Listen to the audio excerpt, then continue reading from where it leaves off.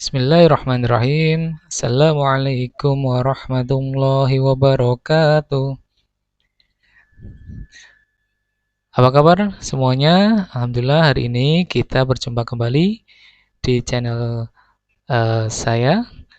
Kali ini kita akan membahas salah satu materi PAI kelas 8, yaitu meneladani sifat-sifat Rasul. Sebelum kita membahas sifat Rasul itu apa saja, kita kenalan dulu. Apa itu pengertian dari Rasul? Dan apa definisi atau apa pengertian dari iman kepada Rasul?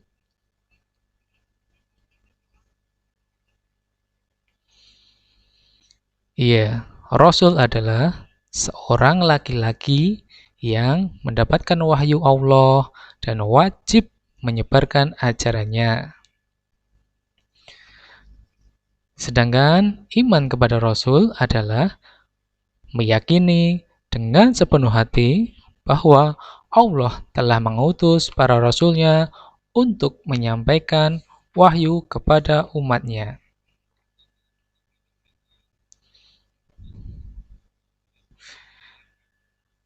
Kita akan membahas salah satu dalil nakli tentang Rasul,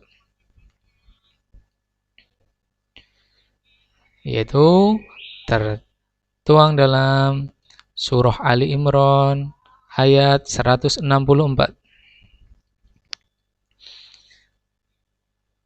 Bunyinya adalah A'udzu billahi minasyaitonir rajim. Laqad mannallahu 'alal mu'minina idh ba'atsa fihim rasulan min anfusihim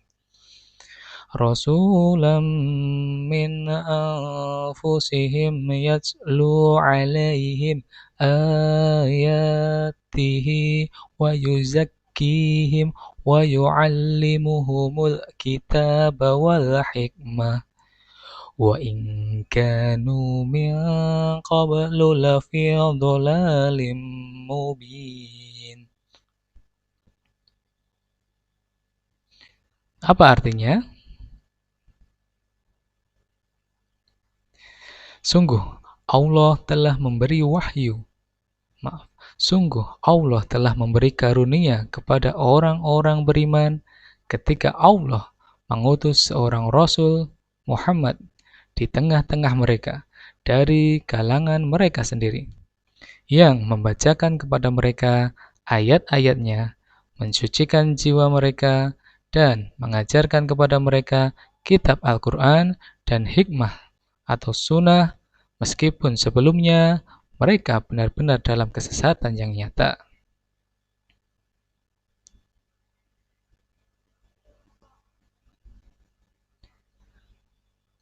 Sekarang kita akan membahas tugas para rasul. Tugas para rasul itu terbagi menjadi 4. Yang pertama, rasul itu sebagai pembawa ajaran tauhid. Dalam Quran surah An-Nahl ayat 36. Rasul sebagai pembawa kabar gembira. Quran surah An-Nisa ayat 65. Juga pemberi peringatan dan menyempurnakan akhlak manusia.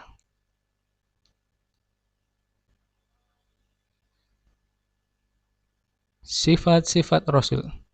Ada sifat wajib, ada sifat mustahil, dan ada sifat jaiz.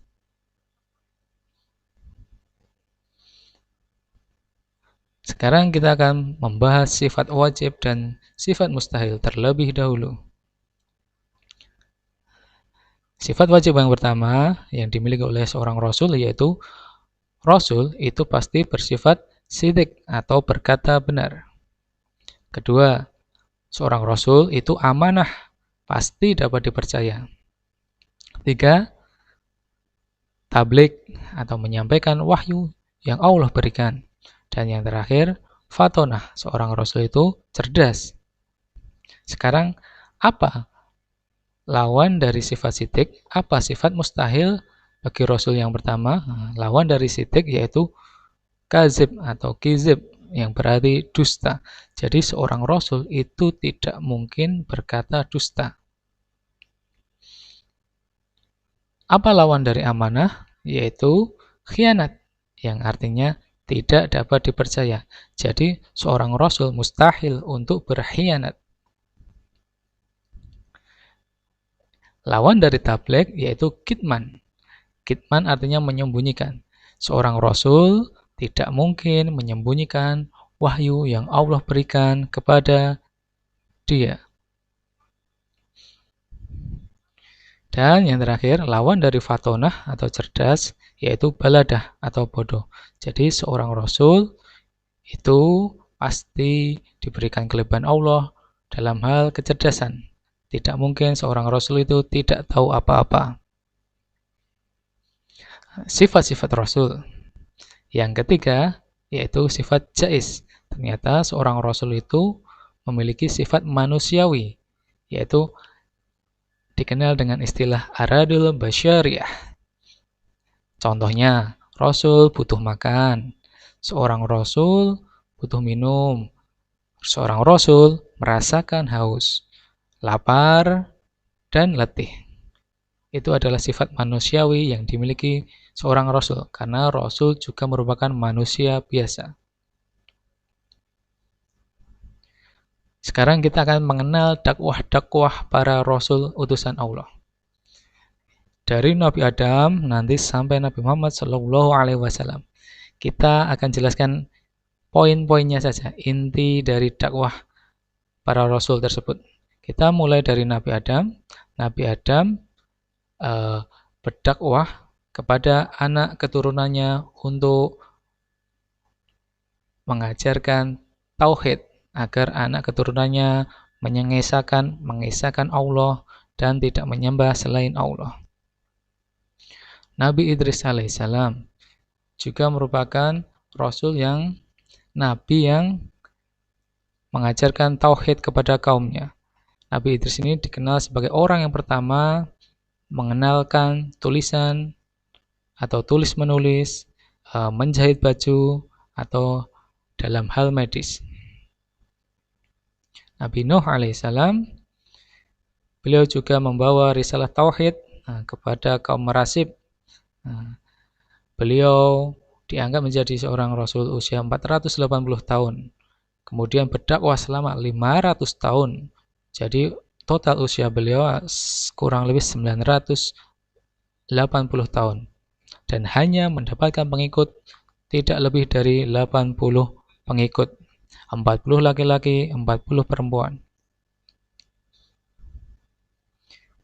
Nabi Hud alaihissalam berdakwah membawa ajaran tauhid kepada kaum Ad, kaum yang suka membangun bangunan yang tinggi-tinggi, kaum yang kuat dalam fisik, tapi mereka kejam.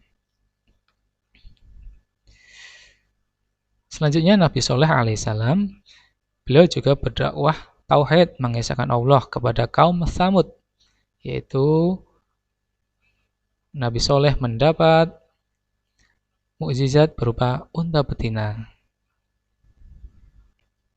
Selanjutnya Nabi Ibrahim alaihissalam, beliau membawa risalah tauhid kepada Raja Namrud dan para pengikutnya. Nabi Lut alaihissalam berdakwah kepada kaum Sodom, yang mana kaum tersebut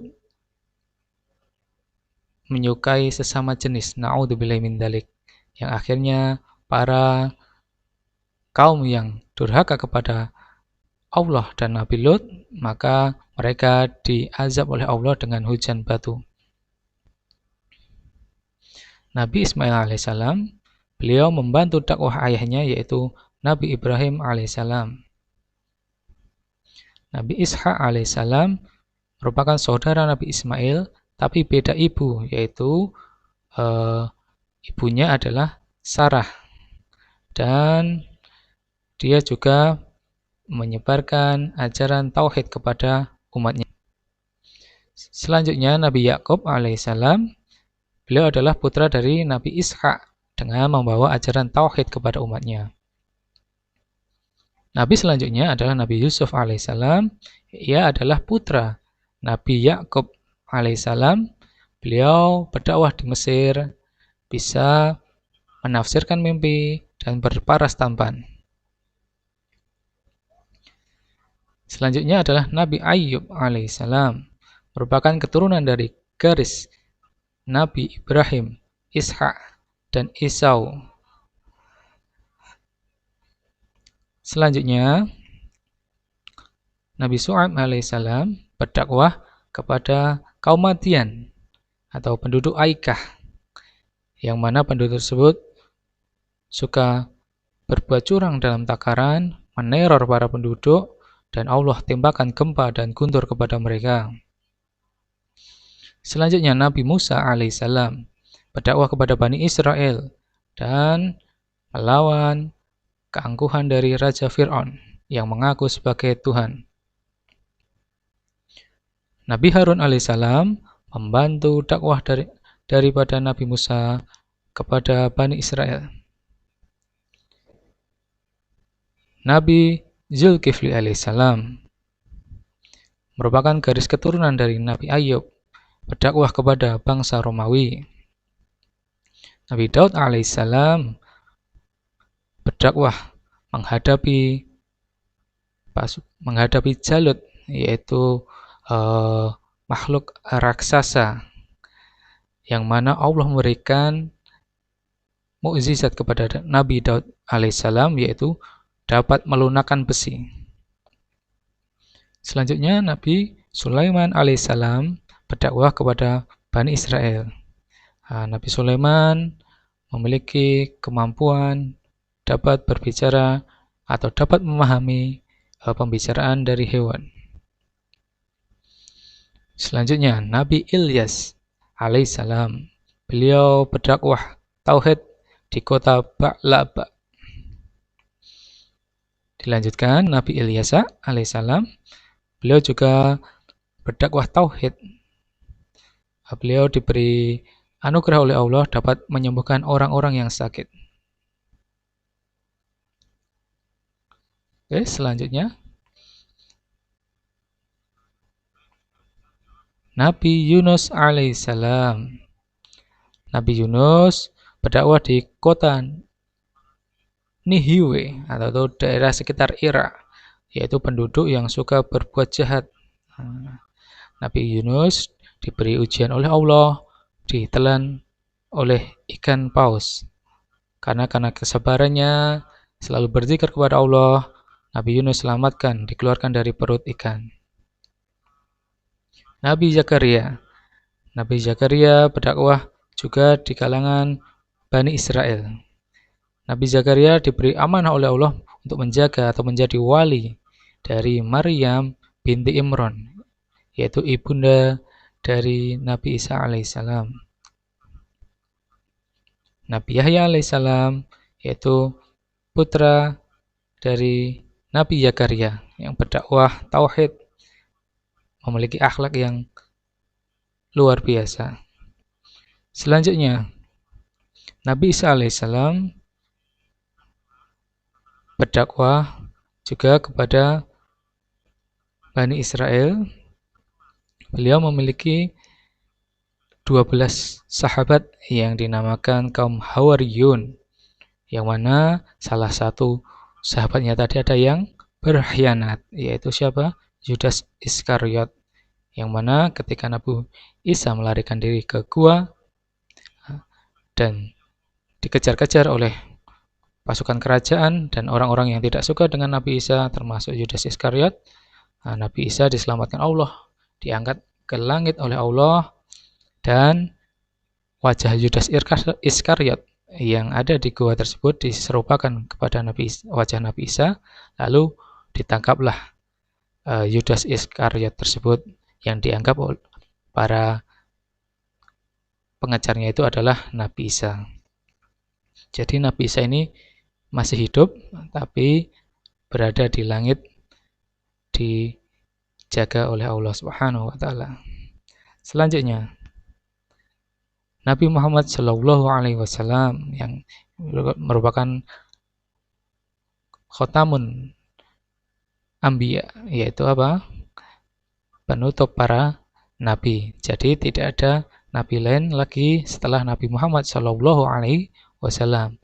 Jadi kalau ada orang-orang yang mengaku menjadi nabi, berarti bisa dipastikan pasti itu sesat atau menyesatkan, nabi palsu.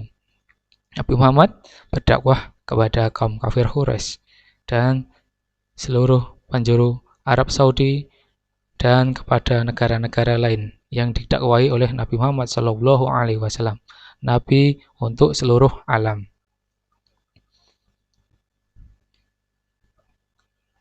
Sekarang kita akan mengenal apa itu Rasul Ulul Azmi. Nah, ternyata Allah mengkriteriakan ada 5 nabi yang menjadi Rasul Ulul Azmi, Rasul yang memiliki kesabaran luar biasa, yang dianggap oleh Allah memiliki kesabaran yang luar biasa dibanding para nabi-nabi yang lain. Yang pertama adalah Nabi Nuh alaihissalam, yaitu yang berdakwah lama sekali, sekitar 500 tahun berdakwah hanya mendapat sedikit pengikut.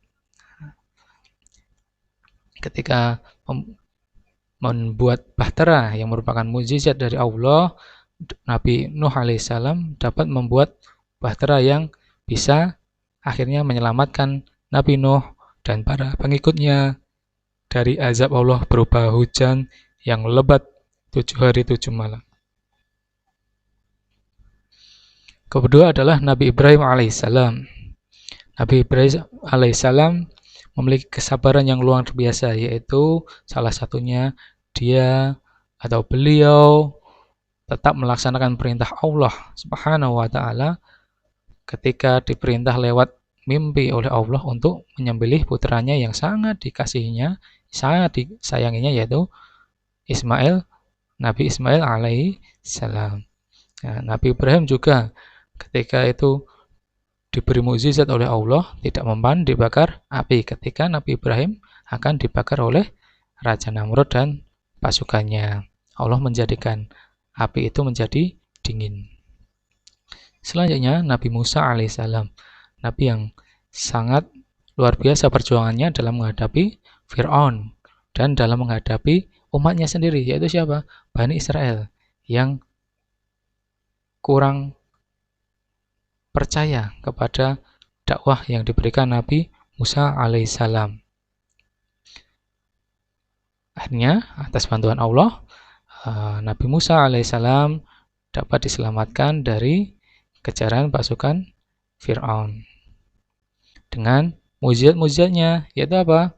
Antara lain tongkat. Nah, dengan tongkat ini dapat menjadi ular. Kemudian dengan bantuan tongkat, atas bantuan Allah Subhanahu wa taala, dapat membelah lautan, Laut Merah dan lain-lainnya. Selanjutnya Nabi Isa alaihissalam. Nabi Isa alaihissalam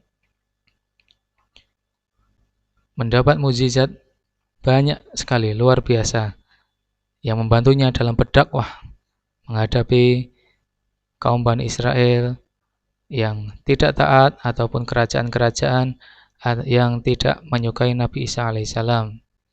Antara lain mukjizatnya berupa dapat membuat burung dari tanah liat atas izin Allah, yaitu mendapat kitab Injil, kemudian dapat menghidangkan makanan, menghidupkan orang yang telah mati, dan lain-lain.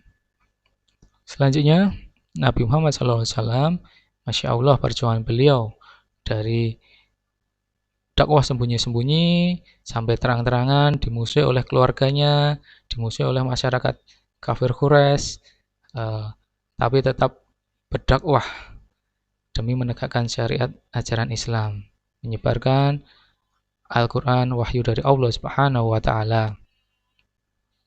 Nabi Muhammad diberi mukjizat berupa Al-Quran. Mukjizat terbesar Nabi Muhammad SAW, peristiwa Isra Mi'raj, kemudian dari celah-celah tangan keluar air, dan lain-lain. Apa hikmah beriman kepada Rasul? Dengan beriman kepada Rasul, kita berarti telah meneladani, mencontoh sifat-sifat mulia para Rasul utusan Allah. Kemudian, sebagai pengingat akan kaum terdahulu yang telah diazab oleh Allah karena durhaka kepada para Rasul utusan Allah, seperti kaum Nabi Lut dan lain-lain. Dapat meningkatkan iman dan takwa kita kepada Allah Subhanahu wa Ta'ala. Alhamdulillah, mungkin untuk materi yang dapat saya sampaikan pada kesempatan kali ini cukup sekian. Apabila banyak keterangan yang kurang tepat, bisa nanti diluruskan. Apabila bermanfaat, itu datangnya dari Allah Subhanahu wa Ta'ala. Baik, alhamdulillahirabbil alamin. Wassalamualaikum warahmatullahi wabarakatuh.